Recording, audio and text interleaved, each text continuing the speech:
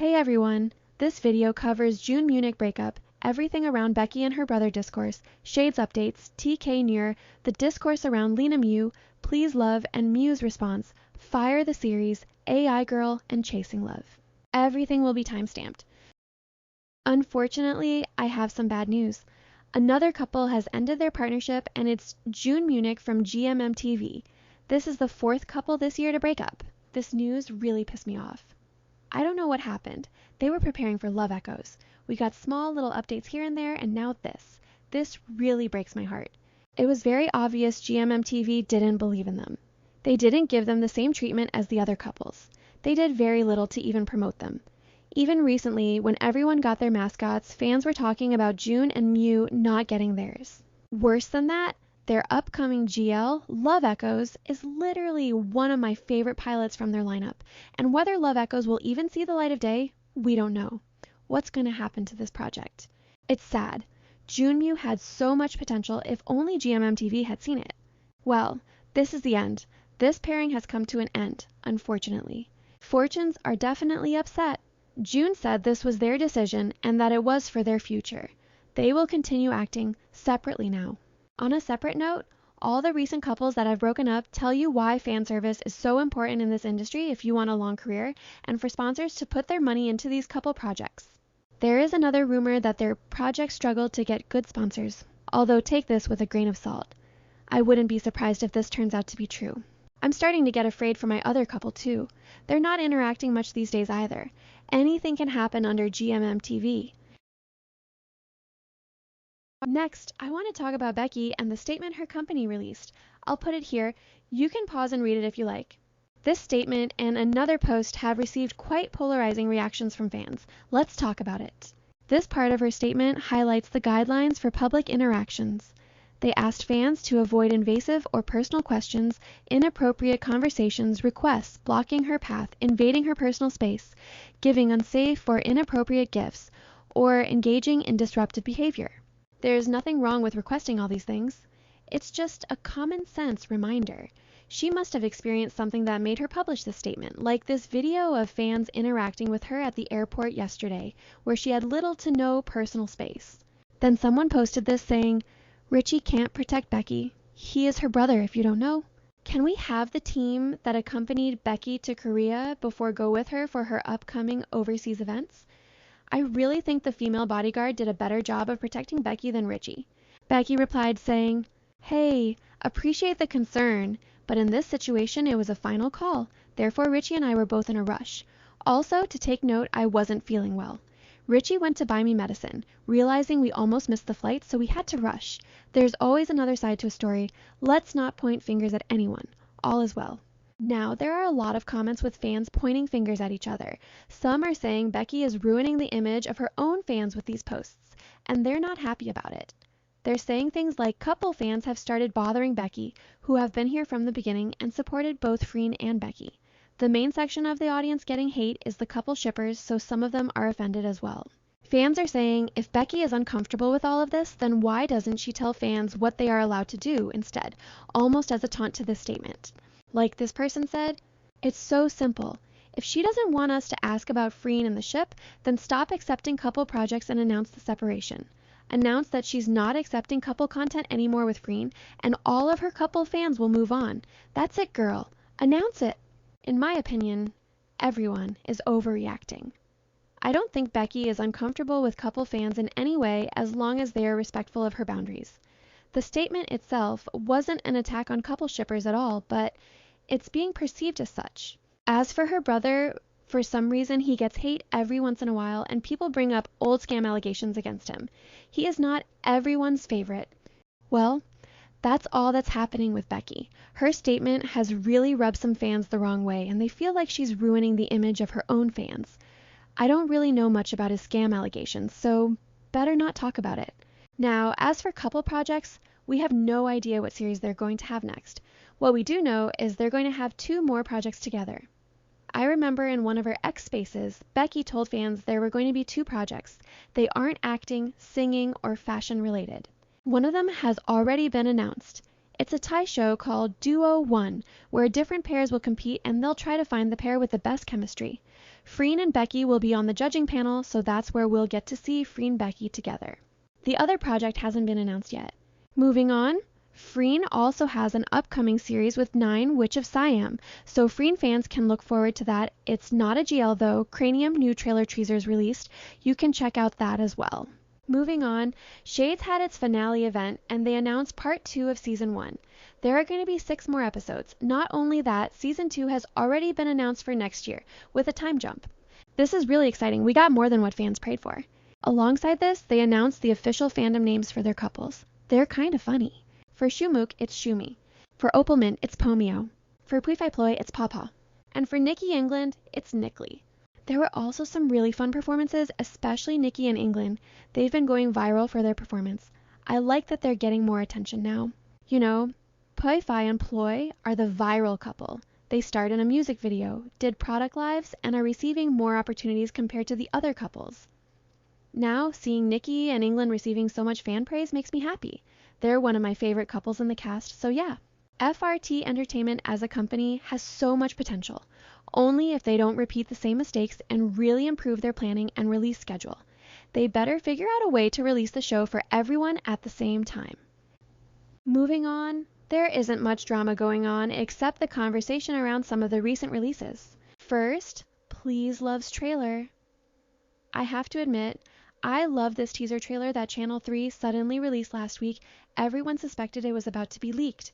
It really gagged me. The teaser fulfilled the purpose of teasing fans and making them wait and look forward to it. The discourse around this trailer is so diverse, I would say. Everyone has something to say and something to complain about.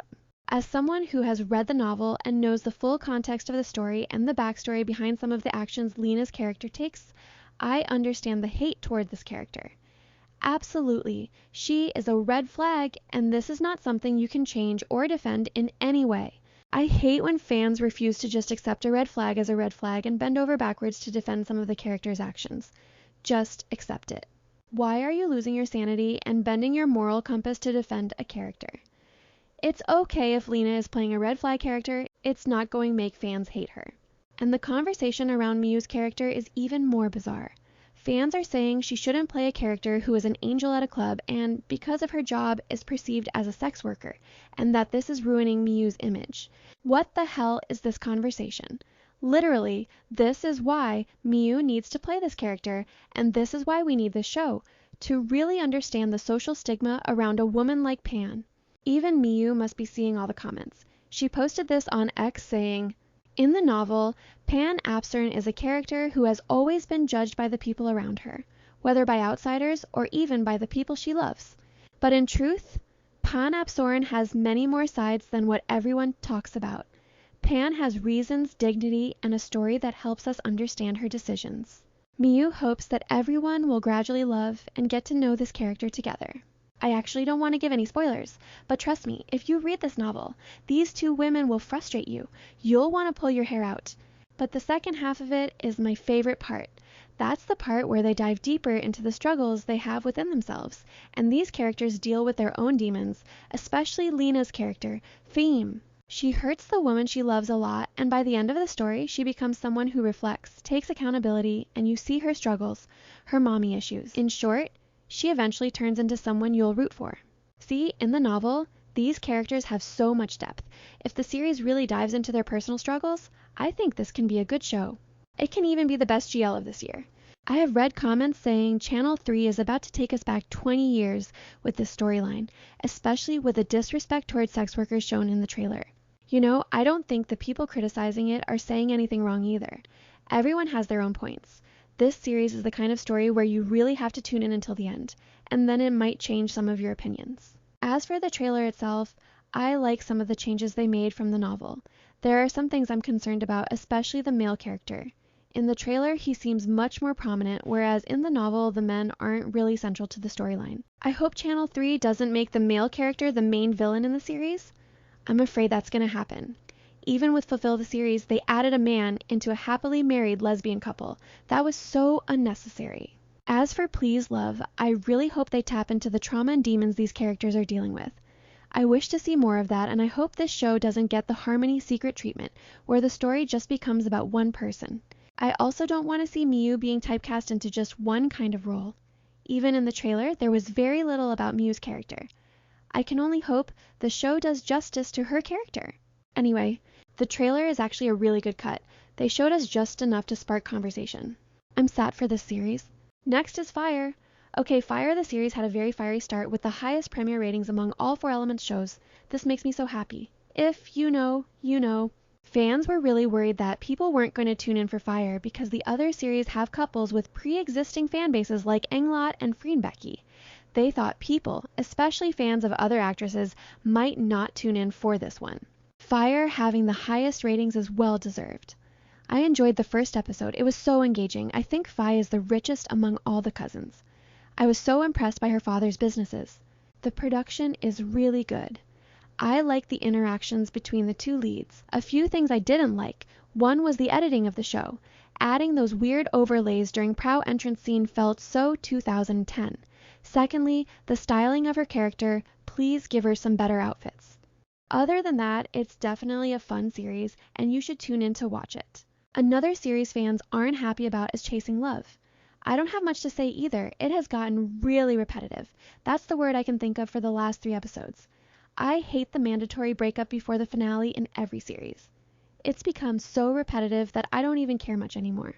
My ship has already hit the rocks, so I'm kind of tuned out from this show. As for AI Girl, it's actually going well. Irene is going to be in the next episode. I don't really know how I feel about having feelings for a robot and being intimate with it. Yeah, I don't know what to say. I hope it's Irene and not AI. Let's see where it goes in the next episode. TKNUR are back on set. They started filming the Dangerous Queen special today. Grace is back with her new partner, Juan. I don't know about you guys, but they definitely have chemistry. And Juan is beautiful. She has the face card of a K-pop idol. Always. Remember's trailer was okay. We didn't have a memory loss plotline before, and this series is going to give us that. I think Third Person from North Star also has a somewhat similar plotline. I'll definitely be tuning in for this series. As for In Love Forever, this show has started to suffer from the adaptation curse. Yeah, there is a source material shadow hanging over it. I'm sure fans who haven't read the novel must be really enjoying this series so far, but those who have read the novel aren't happy with the way Ling Ling's character is written. Fans are saying they must hate Ling Ling to write her character this way. As someone who has read the novel, I started feeling the novel is way better than the show ever since I watched the latest episode, so I do understand why. The main problem is the lack of depth in Ling Ling's character. In the novel, this woman is super depressed. Even Neen, Orm's character, is given more depth than her wife, but she's even better in the novel. Unlike the show, where it starts to feel like a couple cosplaying divorce, they're not like that at all in the novel. In fact, Neen was so angry at Ran when she asked her for a divorce. She doesn't just forgive her after a kiss like that. Things progress slowly between them, unlike in this show, and things like that are pissing off fans. I did enjoy the episode though. Finally Ran stood up for her wife. And Orm is really special actress she delivered. I love when actresses can act just with their eyes. Yeah, that's the discourse around it. Do share your opinion.